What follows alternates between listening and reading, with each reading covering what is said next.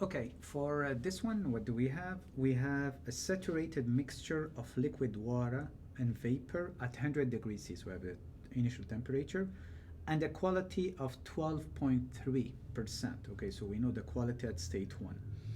Is initially contained in a rigid tank with a volume of 10 liters.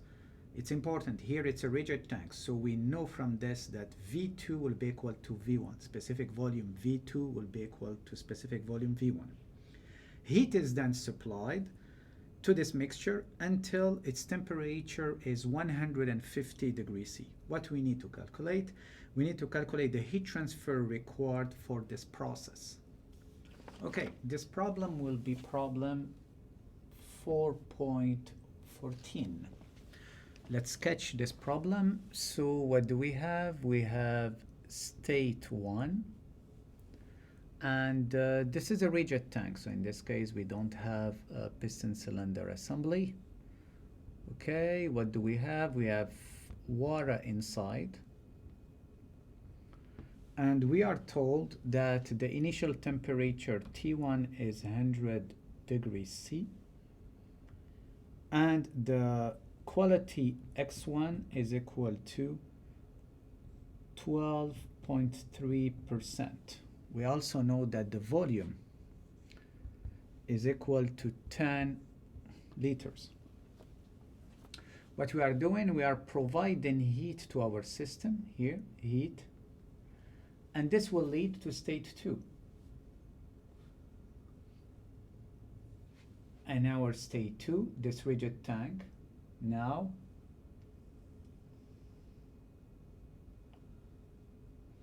is at a different temperature, and the temperature now is T2 is equal 150 degrees C. What we have to get in this problem to calculate the heat. Okay, so computation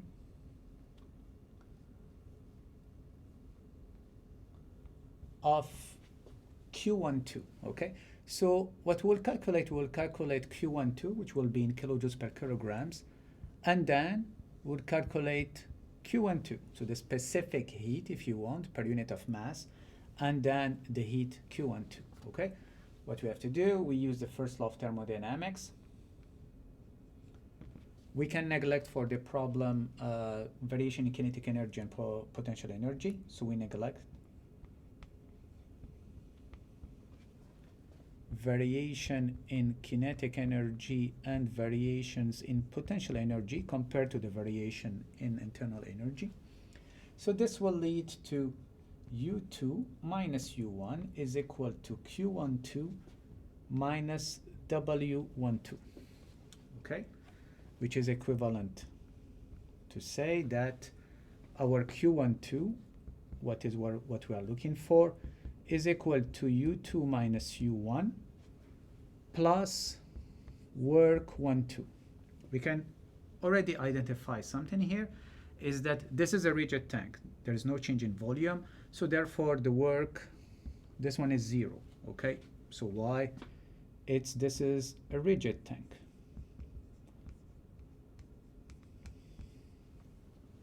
So this simplify actually our problem, which becomes just calculation of the change in internal energy. Okay, so let's get this. So for U1, what do we have? What do we know? We know that U1 is equal U under the following conditions. T1 is equal 100 degrees C, and X1 is equal to 12.3%. Okay, so this is a quality. So then, since it's a mixture, so it will be UF at 100 degrees C plus X1 UFJ at 100 degrees C. If I plug the numbers here, we will have UF is 418.94 plus our quality 123, and here it will be 2087 7.6. And this will lead to U1 is equal to 675.71 kilojoules per kilograms. So this is done. This is U1. Okay. Now we have to calculate U2. So, and the internal energy U2 is equal U under which conditions? We have the temperature T2, which is equal to 150 degrees C, and we know that V2 is equal to V1, okay? But we have a problem here. Our problem is that we don't know V1, okay? This one is unknown, so we have to calculate V1 with V1 is equal to the specific volume, the same case as here, at T1 is equal to 100 degrees C, and X1 is equal to 12.3%. We apply the same idea as here, so it will be VF at 100 degrees C plus X1 VJ at 100 degrees C minus VF at 100 degrees C, okay? And this will give us a value of 0.2066 cubic meters per kilograms. 0.2066 cubic meters per kilograms. So now we have this now, right? So we can get U. So, but then when we go actually to this, to 150 degrees C, we will notice that state 2 is a mixture. So therefore, we have to calculate X2. After we get X2, using V, we apply it to U to get U2, okay? So, what do we get? We get X2 here is equal to V2, the one that we calculated, which is equal to V1, VF over VJ minus VF, okay? And this will give us, I will plug all the values here. So 0.2066, this is what we calculated here, minus VF, which is 0.001091 over 0.3928 minus 0.001091.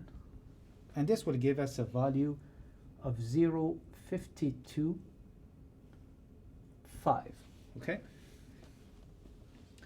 The next step is to apply this to get our value U2 with a quality of 0.525. Okay, we just said that we found that X2 is equal to 0.525. So now what we have to do, we have to apply it and use it actually to get U2. So we can write that U2 is equal to what? Is equal to UF at 150 degrees C plus X2 cross UFG at 150 degrees C.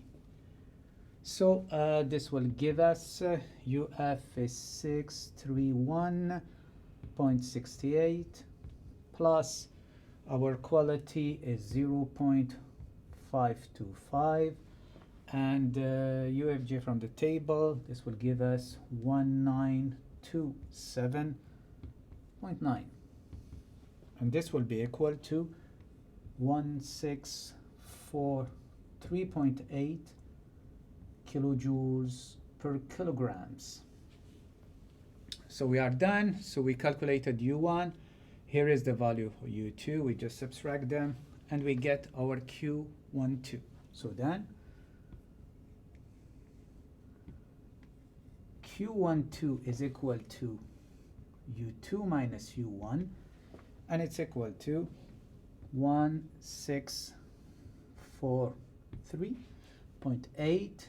So this is the value here, minus 675.71, and this will give us 968.1 kilojoules per kilograms.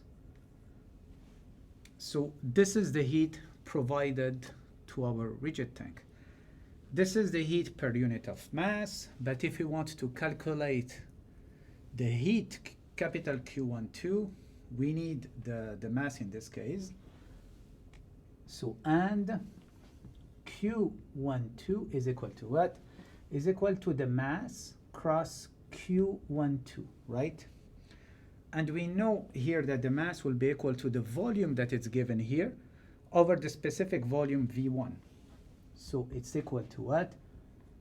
V1 over specific volume V1 cross Q12, which is equal to, we have the volume, which is 10 liters that we're converting to meter cubes, over, we got V1, so this will be 0.266, cross the value of Q1 that we found here, so this one, 968.1, and this will give us a final value of 46.9 kilojoules of heat.